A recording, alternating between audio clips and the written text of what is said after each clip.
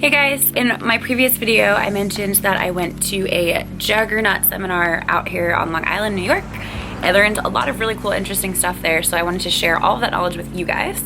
I have my handy dandy notebook with all my notes from the day. There was 4 speakers that whole day, and then at the end there was like a panel of all of them, and it was like a roundtable discussion and questions. So the first 2 speakers, one was Chad, who's the head of Juggernaut, and then the other one, I don't remember his name, but he was more of an Olympic weightlifter. That whole first hour and a half really focused more on Olympic weightlifting and powerlifting. I'm not gonna talk too much about that or even at all, just because that's not really like my focus. I've definitely considered doing powerlifting. I still feel like it's something that I might want to do, and it would be interesting to do a competition that's more based off of strength and athletic ability versus aesthetics. It's like in the back of my head.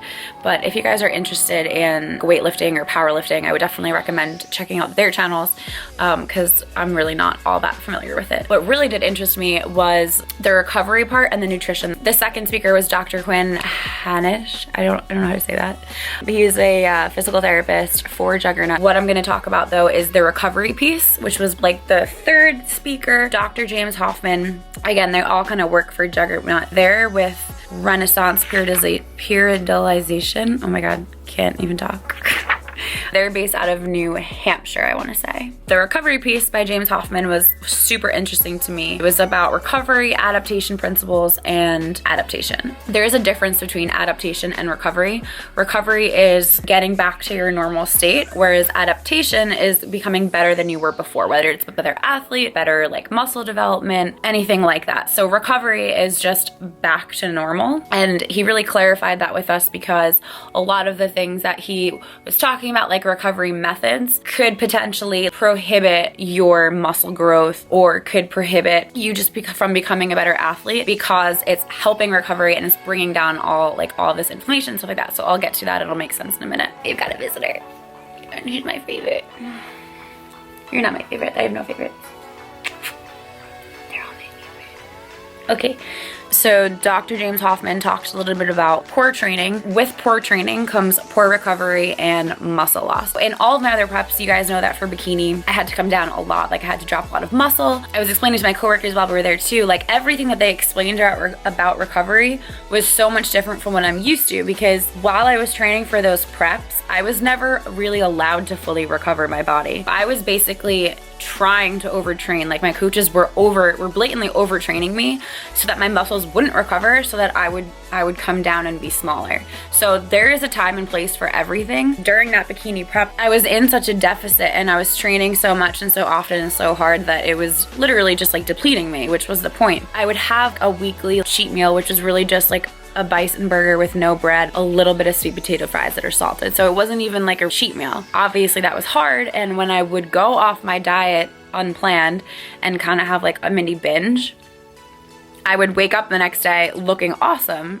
as you do sometimes. After you compete, usually you binge eat that night, and then the next day you look fucking sick because your like veins are everywhere, you're pumped, you're full, you're not depleted anymore. With my bikini prep, it hurt me. I would look more muscular and I would look fuller, and for bikini that wasn't what my body needed. So that kind of leads me into the topic of fatigue and overtraining. There's definitely such thing as overtraining, and a lot of the times what happens and what I see in people is you start in this whole lifting fitness thing and you just want to go like full force right off the bat. You train every single day, you do your cardio, you probably want to do like every single exercise out there for whatever body part you're training.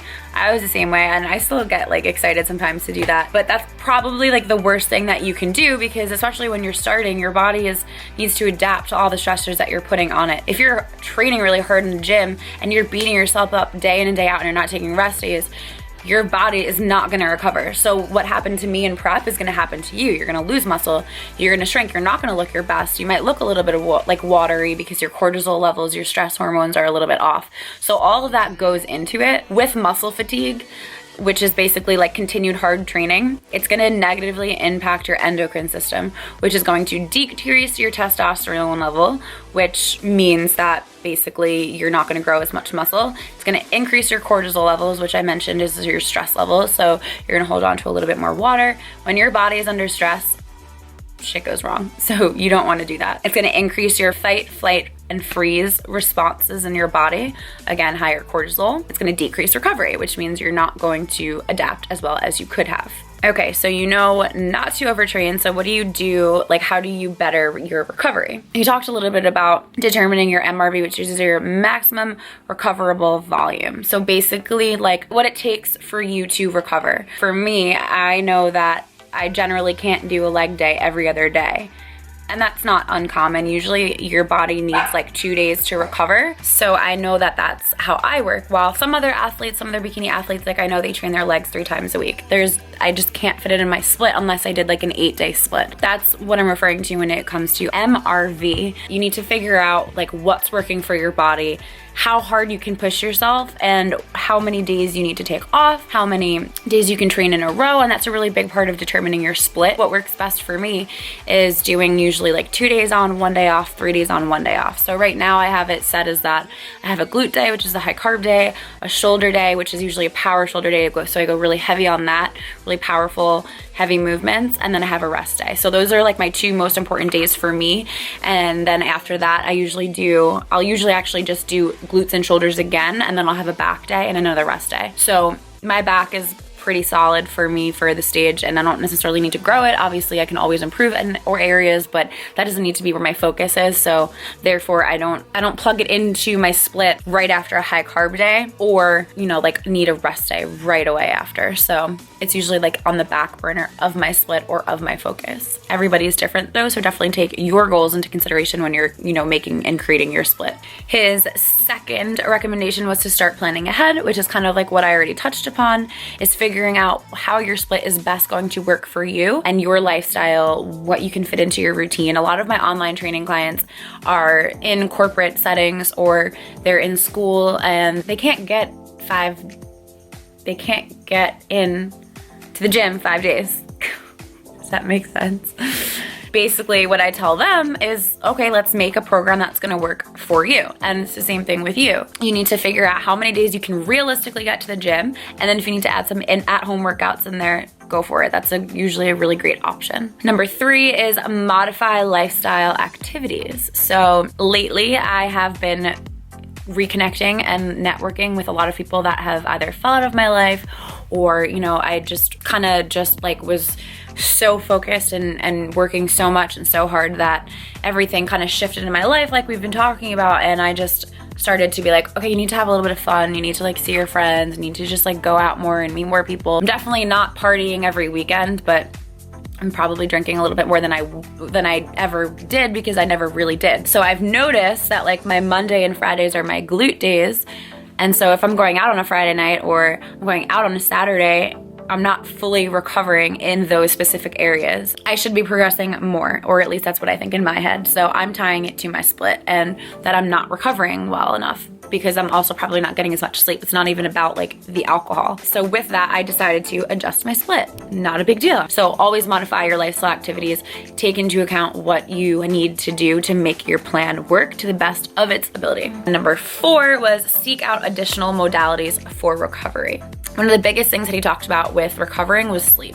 We all know that we need sleep. It really is super important. You need 6 to 8 hours per night, and consistency is the biggest piece with that. Make sure it's a consistent 6 to 8 hours. There is a minimum, not enough, and there's too much sleep. There's a such thing of each. You want to get a minimum of 6 hours, not getting any more than 8 hours, because there is a such thing as sleep inertia, which is basically too much sleep.